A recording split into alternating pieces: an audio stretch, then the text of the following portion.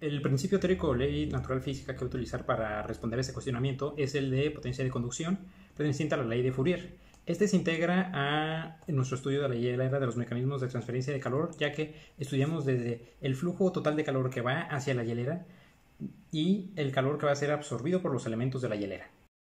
La parte del flujo de calor lo he explicado por la fórmula de potencia de conducción, que tiene el coeficiente de conductividad, el grosor de la hielera, un diferencial de temperaturas y una suma de las áreas. Esto es lo que define la transferencia. Y lo que va a ser absorbido pues va a depender de la masa que tengan los elementos que estén adentro, de su calor específico y de la temperatura. Esto se puede conformar en una sola fórmula que utilizamos para modelar el cambio de temperatura interna de la hielera respecto al tiempo, en donde van combinadas ambas fórmulas.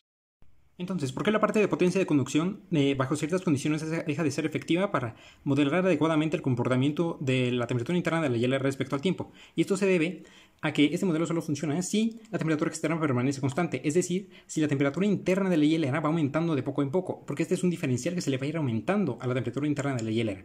Entonces, si la temperatura externa, si se consideraran las temperaturas externas diferentes que hay durante el día, es decir, los cambios de temperatura que hay durante el día, llegaría un momento en el que la temperatura interna resultaría mayor que la externa, y por ley cero de termodinámica, entonces hablaríamos de una transferencia del calor del interior de la hielera al exterior, y es algo que en el modelo real no sucede.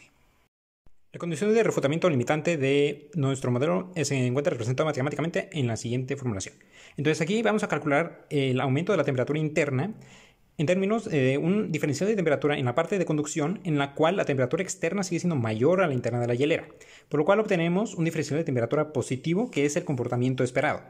Sin embargo, si ahora tenemos un diferencial de temperatura en el cual la temperatura interna es mayor a la externa, tenemos un diferencial vamos a tener un diferencial que va a ser negativo. Eso va a provocar que en efecto la temperatura que se tenía preestablecida vaya a disminuir. Este es el demostramiento algebraico. Vamos a dar garantía y fundamento a las limitaciones mediante nuestro programa computacional. En este primer programa computacional vamos a utilizar una temperatura constante externa y esa temperatura externa le va a ir pasando calor al interior de la hielera, la cual va a ir aumentando la temperatura interna, obviamente. Primeramente en grandes pasos y posteriormente en cada vez pequeños pasos, porque va a ir aumentando precisamente y la temperatura externa se va a mantener constante hasta que se van a igualar y va a llegar a un equilibrio por ley cero de termodinámica, como conocemos. Esto es utilizando una temperatura externa constante. Sin embargo, utilizando variantes de temperatura, llegamos a este comportamiento en el cual la temperatura interna va a subir y a bajar usando variantes de temperatura externa. Aquí vemos.